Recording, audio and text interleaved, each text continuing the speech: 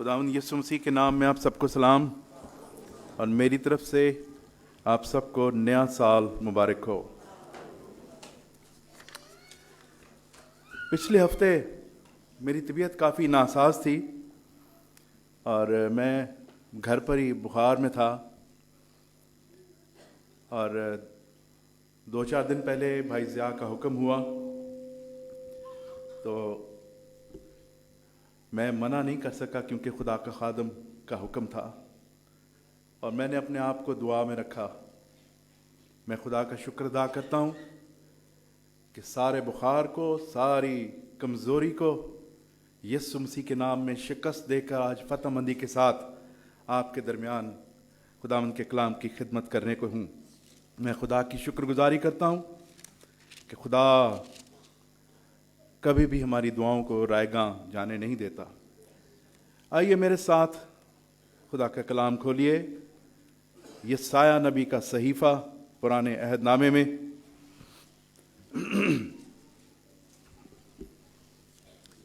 उसका 40 बाब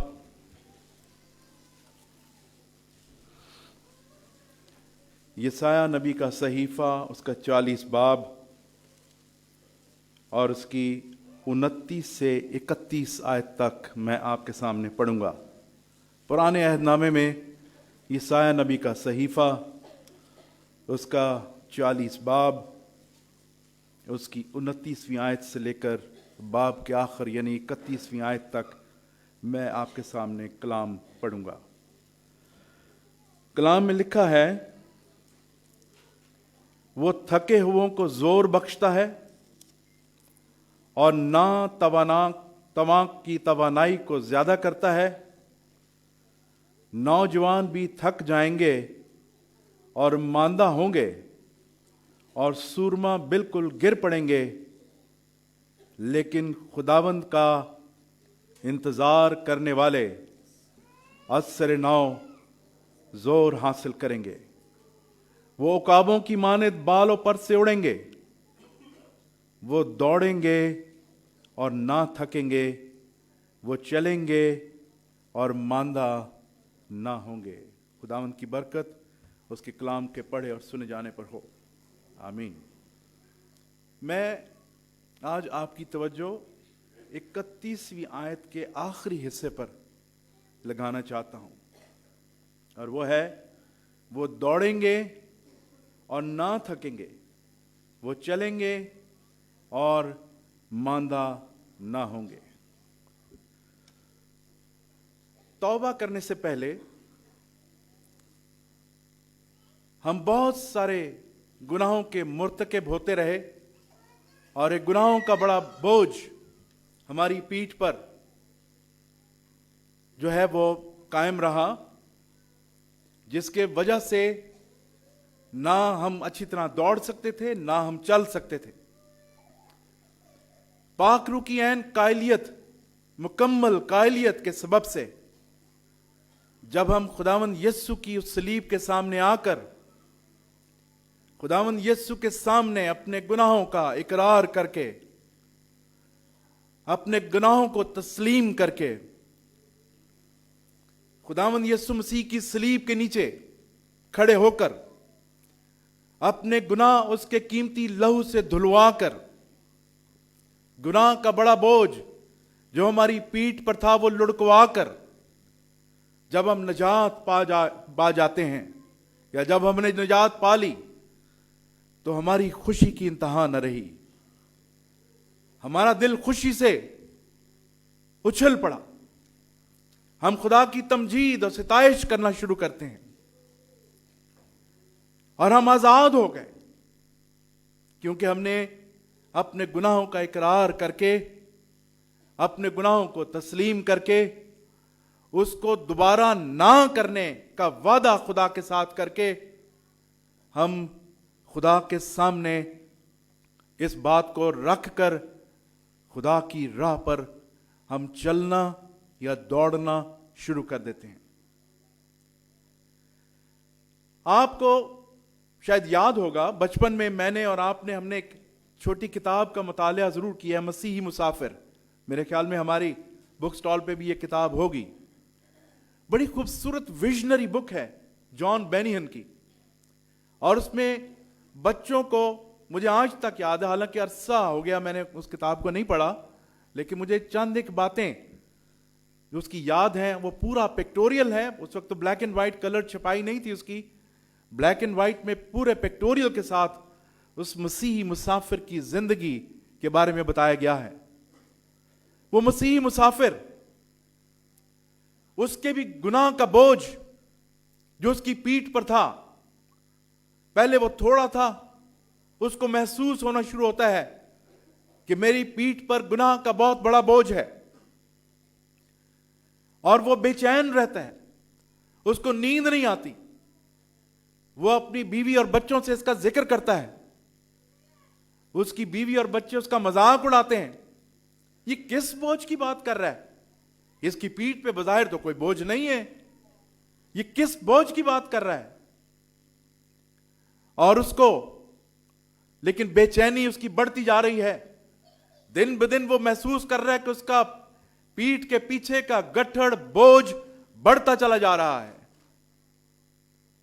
وہ بہت بے چین ہے. آخر کار وہ ایک دن گھر سے باہر نکل جاتا ہے، اس کو نہیں پتا میں کدھر جا رہا ہوں، اور راستے میں چلتے چلتے اس کو صلیب نظر آتی ہے، اور وہ صلیب کے سامنے کھڑا ہو کر زاروں کتار روتا ہے. زاروں کتار رونے کے بعد اس صلیب کے سامنے اپنے گناہوں کا اقرار کرتا ہے، تسلیم کرتا ہے اپنے گناہوں کو. اچانک ایک نور اس پر چمکتا ہے، اور اس کے پیٹھ کے پیچھے کا بوجھ صلیب کے نیچے لڑک جاتا ہے، اور ایک عجیب خوشی اور ایک عجیب رونق اس کے چہرے پر نظر آتی ہے، اور وہ خوشی سے خداوند کا اقرار کرتے، تمجید کرتے، پرستش کرتے، حمد کرتے ہوئے اپنے گھر واپس آتا ہے. اپنی بیوی بچوں کو اس کے بارے میں بتاتا ہے، اور لیکن بیوی بچے اس کا یقین نہیں کرتے. وہ کہتے ہیں یہ سائیکو ہو گیا ہے، یہ پاگل ہو گیا ہے، یہ کیسی باتیں کرتا ہے، کبھی بوجھ کی بات کرتا ہے، کبھی لڑک جانے کی بات کرتا ہے، کبھی کہتا ہے مجھے خوشی مل گئی ہے، میں آزاد ہو گیا ہوں. کس طرح کی باتیں کرتا ہے؟ لیکن در حقیقت اس کے گناہ معاف ہو چکے تھے، اور اس نے نجات کی راہوں پر دوڑنا شروع کر دیا تھا.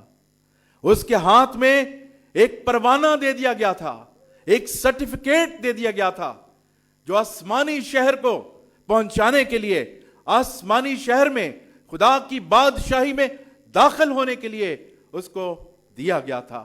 اور وہ پروانہ لے کر وہ اس راہ پر دوڑنا شروع کر دیتا ہے. بائن ایسے ہی ہماری زندگی بھی ہے.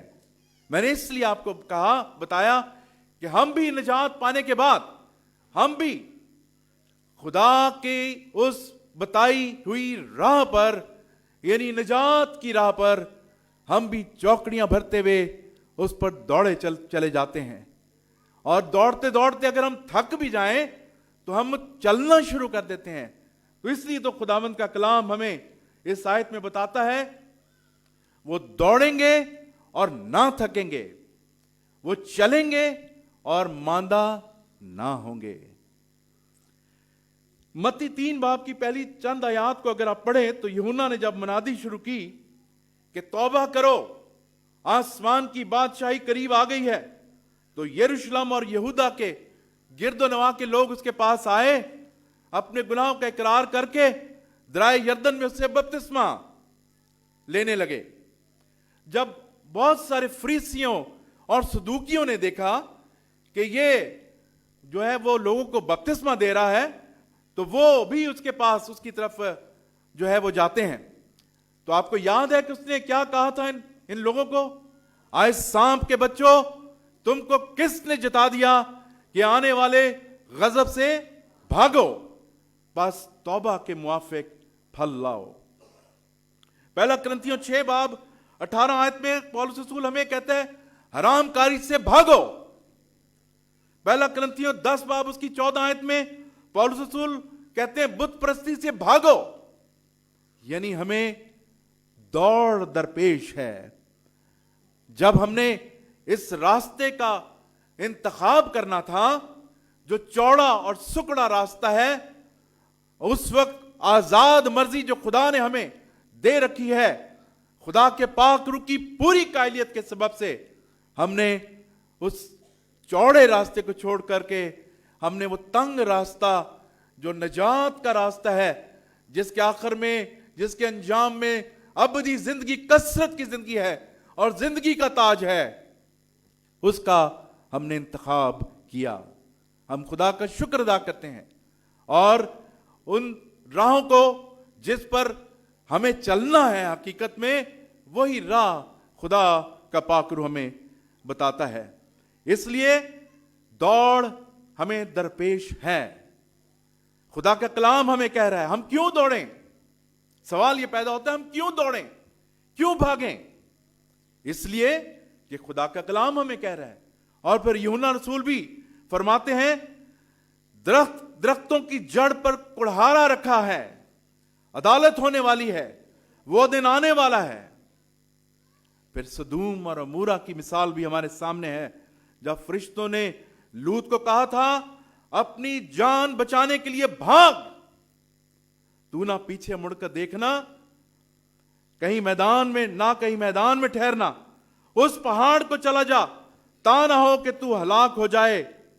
اس لیے عزیزو ارجنسی ہے، ہمیں دوڑنا ہے، ہمیں چلنا ہے۔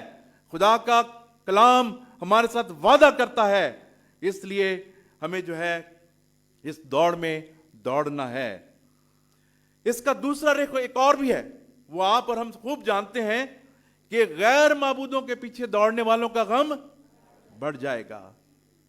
یونانی معاشرے میں اس دوڑ کو، اس ریس کو بڑی اہمیت حاصل تھی، اور اس میں 4 قسم کے ایلیمنٹ جو آج بھی ہیں، لیکن یونان سے اس بات کی شروعات ہوئی تھی، اور وہ 4 ایلیمنٹ ہیں اس ریس کے یا دوڑ کے۔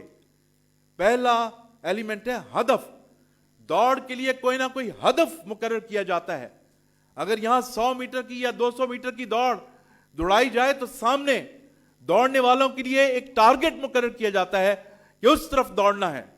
یا اس دیوار کو جب ہم بچوں کو کہتے ہیں دوڑنے کے لیے تو ہم کہتے ہیں کہ بچے اس دیوار کو ہاتھ لگا کر آئیں، تو گویا دیوار ان کی دوڑ کا ہدف بن جاتا ہے۔ اس لیے ہماری دوڑ کا بھی ایک ہدف ہے، ہماری دوڑ کا بھی ایک ٹارگٹ مقرر کیا گیا ہے۔ جس طرح مسیح مسافر کو بتایا گیا، اس کے ہاتھ میں پروانہ دیا گیا اور اس کو آسمانی شہر کی طرف بتایا گیا کہ وہاں تک تو نے پہنچنا ہے۔ کتنی مشکلات اس کو آئیں، کتنے کردار اس کو ملتے ہیں، ہلاکو، بکواسی، نا امیدوار، وہ سارے اس قسم کے لوگ اس کی زندگی میں آتے ہیں، لیکن وہ گرتا پڑتا اٹھتا چلتا بھاگتا وہ چلتا جا رہا ہے آسمانی شہر کی طرف۔ اس لیے ہمارے سامنے بھی ایک ہدف ہے جس تک ہمیں پہنچنا ہے۔ دوسرا ایلیمنٹ ہے ریفری کا، نقیب کا، وہ شخص جو دوڑنے والوں کے نام پکارتا ہے، ارینج کرتا ہے اور جیتنے والے اور کا نام پکارتا ہے، تو وہ ریفری کہلاتا ہے۔ اور تیسرا ایلیمنٹ ہے انعام۔ obviously جب ہم کسی دوڑ میں دوڑ رہے ہیں یا کسی مقابلے کے حصے دار ہیں تو آخر میں ایک انعام ہمارے لیے رکھا گیا ہے، اور میں اور آپ خوب جانتے ہیں کہ جس دوڑ ہمیں درپیش ہے اس کے آخر میں ہمارے لیے زندگی کا تاج ہمارے منجی، ہمارے شافی کے پاس ہے۔ جو آخر تک برداشت کرے گا وہ زندگی کا تاج پائے گا۔ اور چوتھا جو ایلیمنٹ ہے وہ ہے منصف، یعنی جج، ہمارا منجی جو جیتنے والوں کا فیصلہ کرتا ہے، جو جیتنے والوں کا فیصلہ کرتا ہے۔ اور دوسرا تموتھیوس کی 4:8 میں خدا کو عادل اور منصف کہا گیا ہے۔ اب خدا کا کلام ہمیں یہ سمجھاتا ہے کہ ہم کس طرح دوڑیں۔ میں آج آپ کے ساتھ 3 قسم کے ریس کے ڈرائیور یا دوڑنے کے ڈرائیورز میں آپ کے سامنے رکھوں گا، جو میرے اور آپ کے لیے کاربند ہیں اور بہت مفید ہیں، تاکہ جو دوڑ ہمیں درپیش ہے ہمیں کس طرح اس دوڑ میں، اس نجات کی راہ پر ہم نے دوڑنا ہے۔ تو سب سے پہلا جو ڈرائیور ہے جس کو ہم نے ہاتھ میں لے کر یا جس کے وسیلہ سے ہم نے دوڑ جیتنی ہے، वो है रन विद फेथ, ईमान से दौड़ना, ईमान से दौड़ना। तौबा के बाद जब हमारी दौड़ शुरू हो जाती है, हमें किस बात से यकीन आता है कि हमारे गुनाह माफ हो चुके हैं? हमें किस बात से यकीन आता है? खुदा का पाक रूह हमें यकीन दिलाता है और हम ईमान रखते हैं कि हमारे गुनाह माफ हो चुके हैं। और हम जब खुदा के सामने अपने गुनाहों का इकरार करते हैं तो हमें पाक रूह तसल्ली देता है, पाक रूह हमें ईमान देता है, और उस ईमान के वसीला से हम जो है अनजानी खुशी और अनजानी तसल्ली, अनजाना हौसला अफजाई जो है हम पाते हैं कि हमारे गुनाह माफ हो चुके हैं। और ईमान ही से हम ये सोचते हैं कि जीत हमारी होगी, और ईमान ही से हम देखते हैं कि उस फतहमंदी के झंडे को लेकर के हम उस ताज को हासिल करेंगे जो आखिर में आसमानी शहर में हमारे लिए रखा गया है। जब ही तो ज़बूर 119 में उसकी 32 आयत में ज़बूर नवीस कहता है, जब तू मेरा हौसला बढ़ाएगा तो मैं तेरे फरमान की राह में दौड़ूंगा। हौसला कैसे बढ़ता है? एनकरेजमेंट कैसे होती है? ईमान से। जब खुदा हमारी दुआओं का जवाब देता है तो हमारी एनकरेजमेंट होती है। आप और हम जब भी किसी मकसद के लिए दुआ मांगते हैं और खुदा जब अपना काम करता है, खुदा जब हमारे दुआ के जवाब में कोई ना कोई काम करता है, तो हम किस कदर खुश होते हैं और फिर लोगों को बताते हैं, आओ देखो खुदावंद ने मेरी दुआ सुन ली है, खुदावंद ने मेरी जिंदगी में बड़े बड़े काम किए हैं।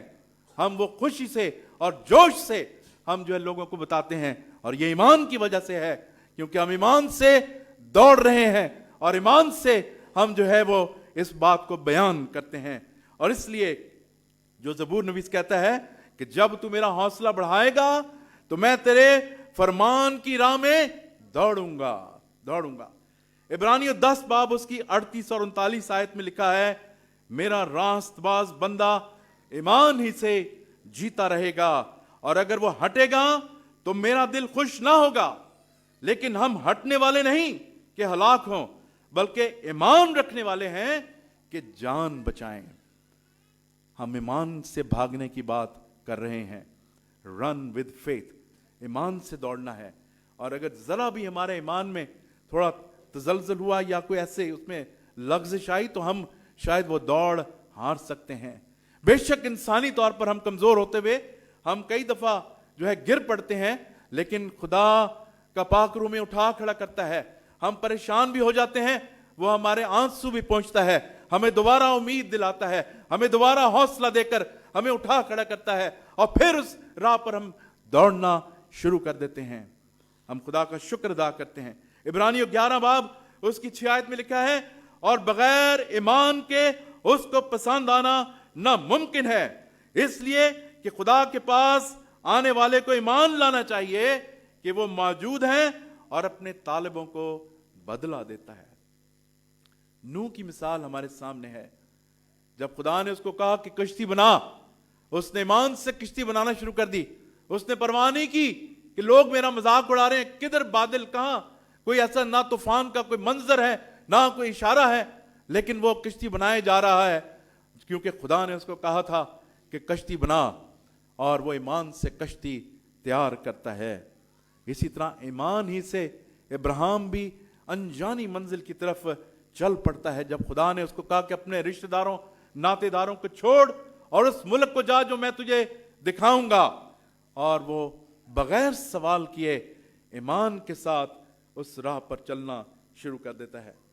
ईमान ही से इब्राहिम ने इसहाक को कुर्बानी के लिए पेश कर दिया, हालांकि उसको पता था कि खुदा ने मुझे ये औलाद दी है, अब ये कैसा हो सकता है कि खुदा इस औलाद को वापस अपने लिए कुर्बान करने को कह रहा है। लेकिन उसने ईमान रखा और ईमान से अपने बेटे को भी कुर्बान करने से दरेक ना किया। ईमान ही से यरीहो की दीवार गिराई गई थी। 7 चक्कर लगाकर यहोशू ने ईमान ही से यरीहो की दीवार को गिराया था। ईमान ही से बनी इस्राएल कौम बहरे कुलज़म के 2 हिस्से में से गुजर कर पार हो गई थी। और हमारे खुदावंद यीशु मसीह भी यही तालीम देते हैं कि अगर राई के दाने के बराबर भी तुम्हारा ईमान होगा तो इस पहाड़ को कह कि समुद्र में जा गिरे तो वो जा गिरेगा। ये ईमान की बात है। इसलिए ईमान से हमें दौड़ना है। ये पहला ड्राइवर है जो कि हमारे दौड़ में हमें जो है साबित कदम बनाता है, और ईमान से हम जो है इस दौड़ में चलना सीखते हैं। दूसरा ड्राइवर है रन विद पर्पस, मकसद से दौड़ना। बगैर मकसद के नहीं बल्कि मकसद से दौड़ना। एक तो दौड़ के लिए हमारे सामने एक हदफ मुकर्रर किया गया है, वो हमारा मकसद है कि हम वहां पर हमने पहुंचना है, वहां हाथ लगाना है, वहां हमारी मंजिल है। हम उसी तरफ जो है जां फिशानी करते गिरते पड़ते खुदा की रहनुमाई में पाक रूह की मदद से हम अपनी मंजिल की तरफ रवां दवा हैं। मकसद से दौड़ना। खुदा का हर एक इंसान के साथ कोई ना कोई मकसद है। खुदा ने हमको ऐसे बेमकसद पैदा नहीं किया। खुदा ने हर इंसान के जिंदगी में कोई ना कोई खुदा का मकसद है जो वो पूरा करना चाहता है। और खुदा कभी किसी की हलाकत नहीं चाहता, बल्कि चाहता है सब तौबा करें, नजात पाएं। और इसके साथ खुदावंद ने हमें आज़ाद मर्जी भी दी है। जैसे रास्ते के चुनाव में आज़ाद मर्जी हमारे सामने थी कि हम चुनाव करें किस रास्ते का इंतखाब करें, इस तरह खुदा ने हमें आज़ाद मर्जी दे रखी है। और लेकिन कलाम में लिखा, लेकिन जितनों ने से कबूल किया उसने उन्हें खुदा के फरजंद बनने का हक बख्शा। बेमकसद जिंदगी ऐसे है जैसे हवा में मुक्के मारना। और ऐसे लोग जो इस रूए जमीन पर बहुत सारे हमारे इर्द गिर्द कैसे नौजवान बेटे और बेटियां और ऐसे खास हैं, ऐसी बहनें हैं जिनकी जिंदगी का कोई मकसद नहीं। उनसे पूछो क्या करना है, कुछ पता नहीं। तो अजीजों, हमारी जिंदगी बा मकसद होनी चाहिए, क्योंकि ये कभी हमारे ज़हन से ना हटे कि हमें दौड़ दरपेश है। हमारे स्पिरिचुअल ऑब्जेक्टिव भी हो सकते हैं, हमारी अपनी जिंदगी के फैमिली ऑब्जेक्टिव्स भी हो सकते हैं, और दूसरे किस्म के ऑब्जेक्टिव्स भी हमारी जिंदगी में हम रख सकते हैं। लेकिन बात यह है कि मकसद का होना, ऑब्जेक्टिव्स का होना, पर्पस का होना हमारी जिंदगी में जरूर है। और हम बेमकसद जो है वो कभी भी अपनी जिंदगी ना गुजारें। खुदावंद यीशु मसीह के दिए गए दो बड़े अहकाम जिन पर पूरी शरीयत का मदार है, तौरात का मदार है, तू अपने सारे दिल, अपनी सारी जान, अपनी सारी ताकत और अक्ल से खुदावंद अपने खुदा से, और दूसरा इसकी मानद ये कि अपने पड़ोसी से अपनी मानद मोहब्बत रख। और फिर इरशाद आजम जो खुदावंद यीशु मसीह की तालीम है, बस जाओ सब कौमों को शागिर्द बनाओ। और ये इंग्लिश में जो इस वर्ष को बयान किया गया है इस इरशाद आजम की, go and make disciple, go and make disciple. और जो रेफरी जब दौड़ स्टार्ट करता है तो क्या बोलता है, get set go, ready steady गो। यानी जैसे ही हम इरशाद आजम की तकमील के लिए जब हम तैयार होते हैं, हम बशारत का काम शुरू करते हैं, तो फिर हमारी दौड़ शुरू हो जाती है। हमारी दौड़ शुरू हो जाती है। हमारा मकसद बन जाता है कि हम इरशाद आजम की तकमील के लिए अपना अपना हिस्सा जरूर उसकी तकमील के लिए डालें। और जो है हम याद रखें कि खुदावंद ने हमें मुख्तलिफ तरह के तोड़े दे रखे हैं। किसी को दुआ करने का तोड़ा है, नेमत है, शिफा की नेमत है, कोई गीत गा कर प्रस्तुत करके मुख्तलिफ तरह के तोड़े हमारी जिंदगियों में हैं। और हम उसको बुरुए कार लाकर जो है हम खुदावंद के हुजूर में डरते और कांपते हुए उसकी खिदमत करते हैं। लेकिन जो कोई शख्स उन तोड़ों को बचाकर या तोड़ों को, दिए हुए तोड़ों को इस्तेमाल ना करेगा, वो जंग आलूद हो जाएगा। याद रखें जब हिसाब होगा तो उन सारे तोड़ों का, उन सारी सलाहियतों का, उन सारी कैपेबिलिटीज का हमसे हिसाब लिया जाएगा कि हमने किस तरह उनको किस कदर खुदावंद के लिए इस्तेमाल किया है। इसलिए कि खुदा का हमारी जिंदगी में कोई ना कोई मकसद है, और वो काबिलियतें, सलाहियतों का इस्तेमाल और रूहों को जीतने और लोगों के लिए दुआ करने, और ये सारी चीजें खुदावंद ने हमें मुख्तलिफ तोड़ों की सूरत में दे रखी हैं।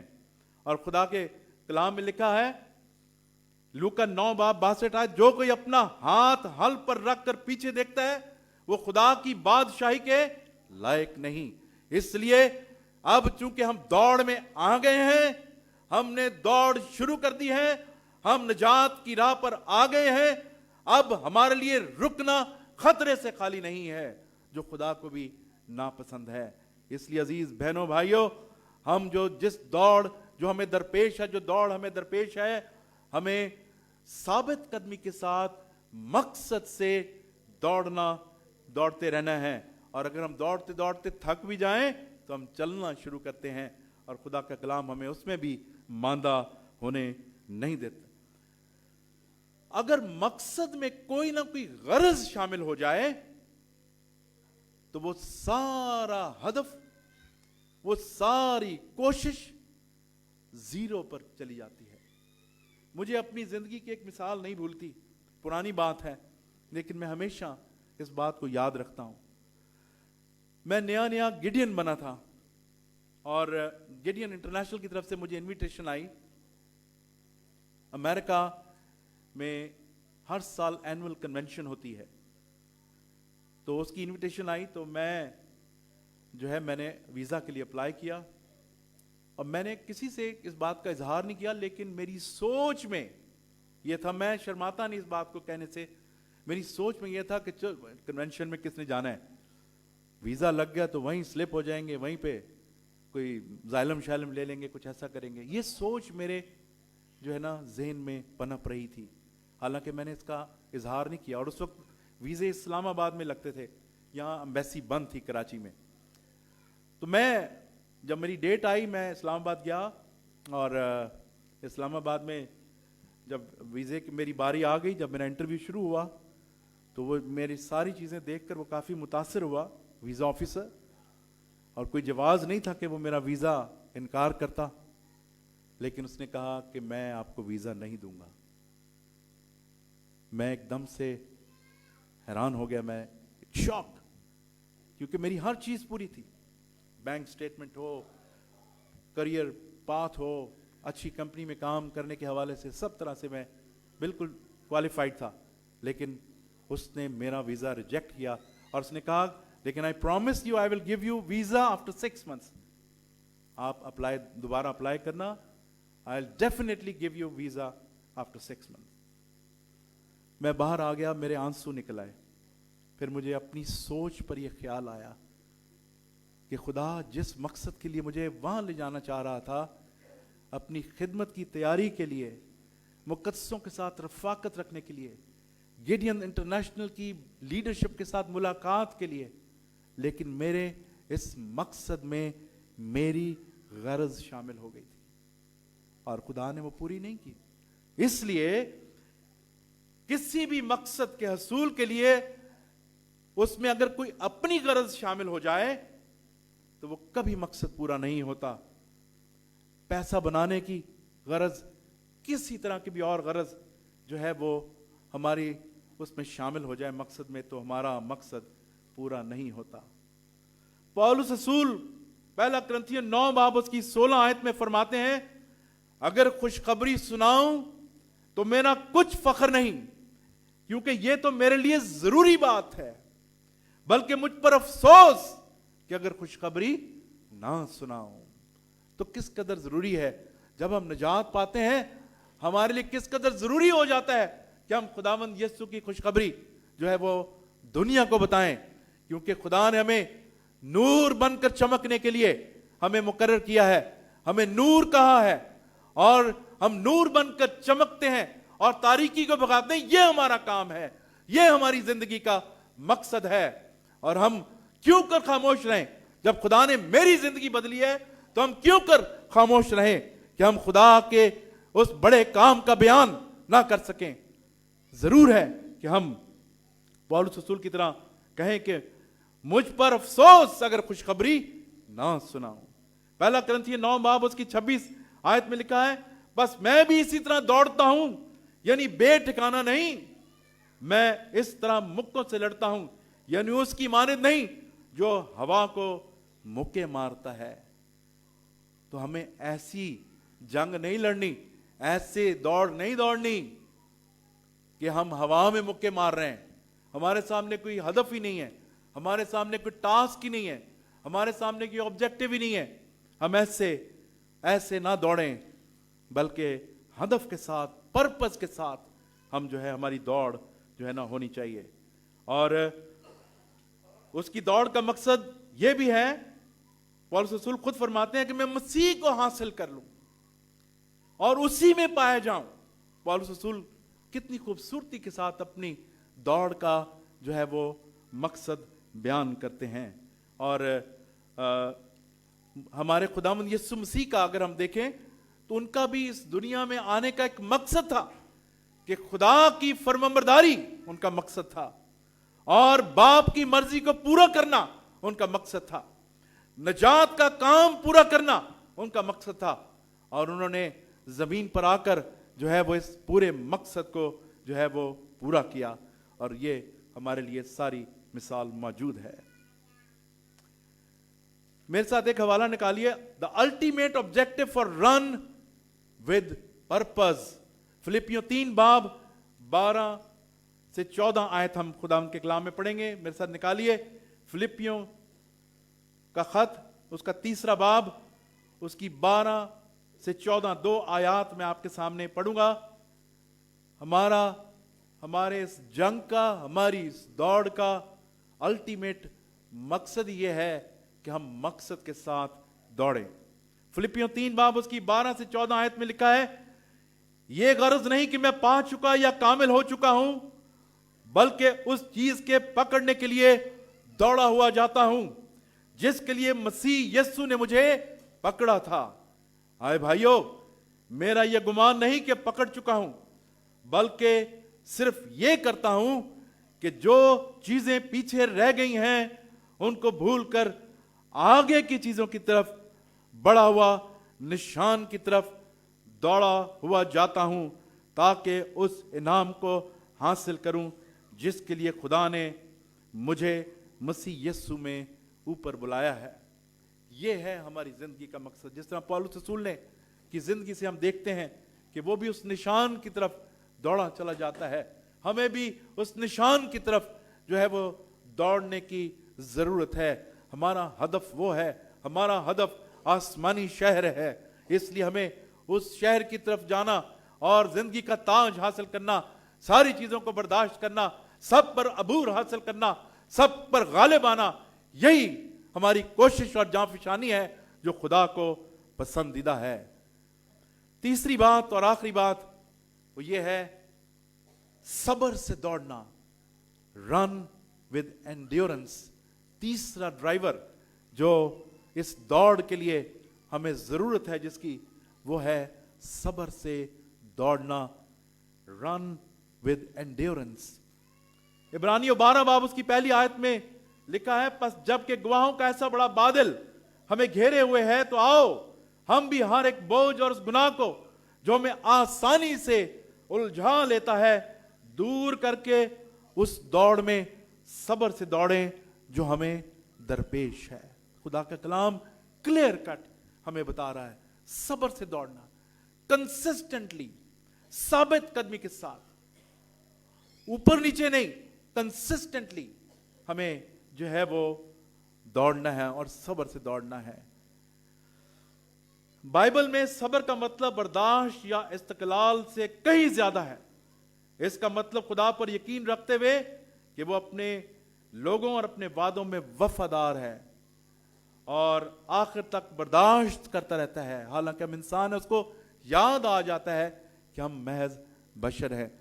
वो हमारी करनियों के मुताबिक हमें बदला नहीं देता, वो बर्दाश्त करके सब्र करके, हमारे खुदावंद का भी यही सलूक हमारे साथ है कि वो भी बर्दाश्त और सब्र करके ठहरा रहता है।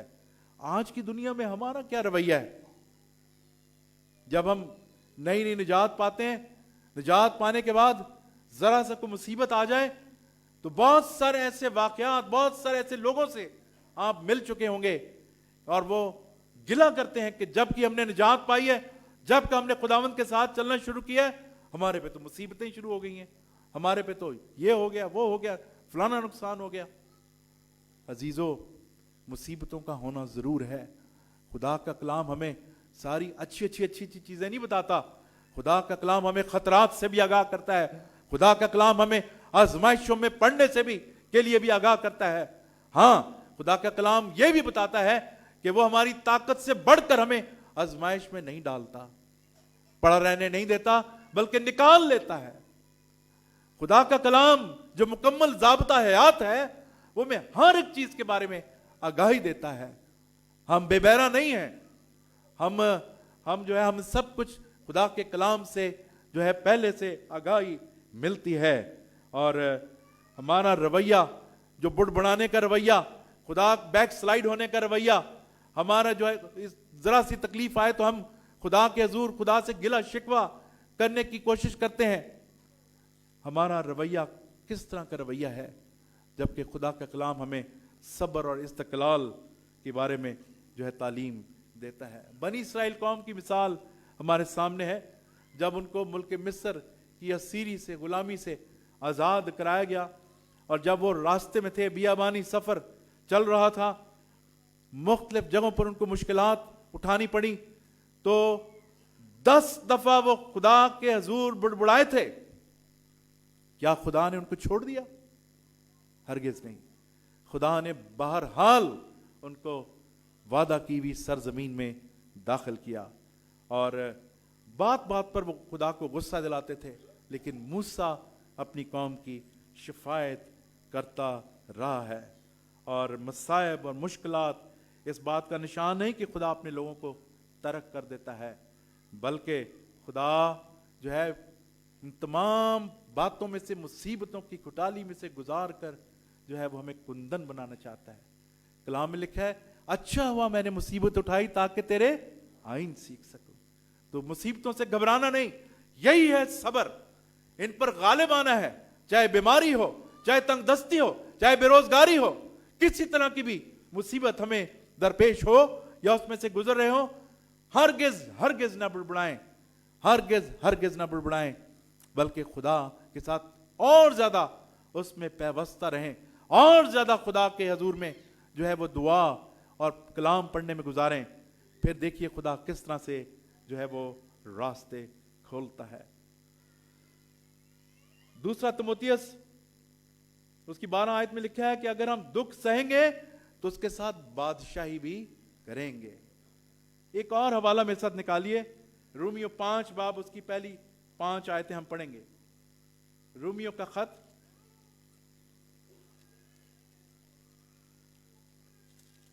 اس کا 5 باب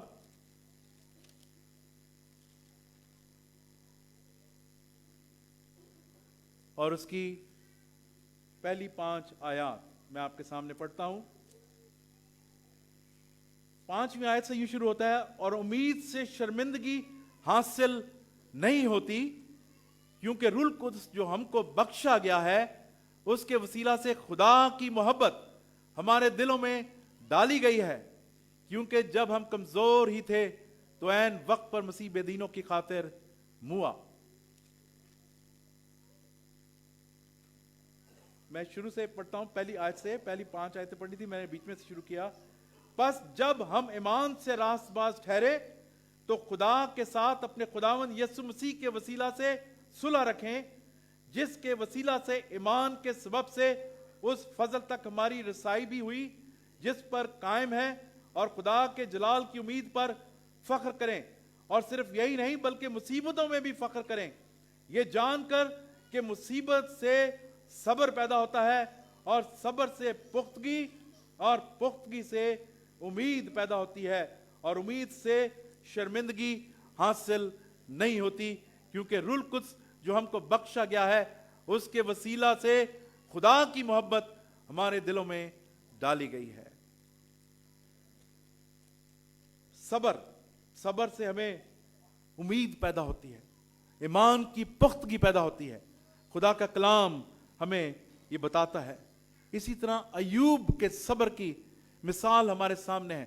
جس طرح داؤد کا اقرار بائبل مقدس میں اپنی ایک مثال ہے, اسی طرح ایوب کا صبر بھی ایک مثال ہے, جو اتنے دکھوں کے باوجود اس نے کبھی خدا کے حضور بڑبڑایا نہیں، حالانکہ اس کی بیوی اس کو کہتی ہے کہ تو خدا کا انکار کر اور مر جا، لیکن اس نے کیا کہا تھا؟ کیا ہم خدا سے سکھ پائیں اور دکھ نہ پائیں؟ کس قدر خوبصورت بات ہے۔ تو صبر سے جو ہے وہ صبر سے خداوند کے حضور میں جو دوڑ ہمیں درپیش ہے، ہمیں اس کے مطابق چلتے جانا ہے۔ یہ دوڑ کے 3 ڈرائیورز ہیں جو ہماری زندگیوں میں ایک وائٹل رول ادا کرتے ہیں، اور یہ انٹیگرل پارٹ ہیں ہماری زندگی کی دوڑ کے جو ہمیں درپیش ہے، کہ ہم ایمان سے دوڑیں، ہم مقصد سے دوڑیں، اور ہم صبر سے دوڑیں۔ خداوند آپ سب کو اس کلام کے وسیلہ سے برکت دے۔